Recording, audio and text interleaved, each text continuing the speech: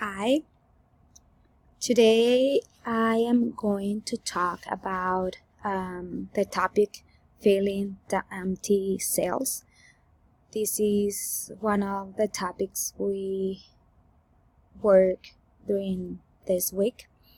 I think it was the most challenging for the students. We tried different strategies. The one that I'm presenting today is the most useful for students. I just want to make like a little review for them. So we have been working in math mountains in our previous units. We talk about total, and the equation comes with a total and it has two parts. So in order to find the total, you add the two parts.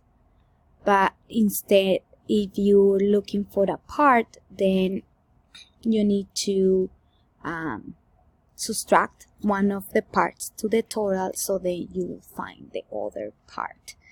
So we practice this a lot in our first unit and third unit. So this is just a little review about that, but I thought that this mountain is useful for them also to remember, or to use it in the tables that we're using. So we have this problem that says the table shows the vehicle shop's sales last Monday morning. Fill in the empty cells. So what I told the students is that they need to read carefully the headings of the table. So the headings are the key to know which of the headings is the total and which ones are parts.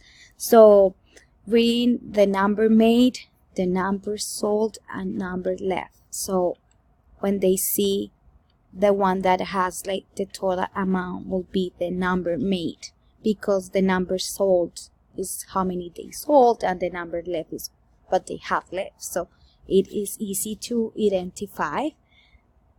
So when you have labeled the total, then you can decide that the other two headings are the parts, and it will be more easy for them to know what operation they need to do. For example, in this case, where the total is, they just need to add the numbers, and for a part, as I told previously in the Math Mountain, they just need to take the total and subtract the the information that you have of one of the parts.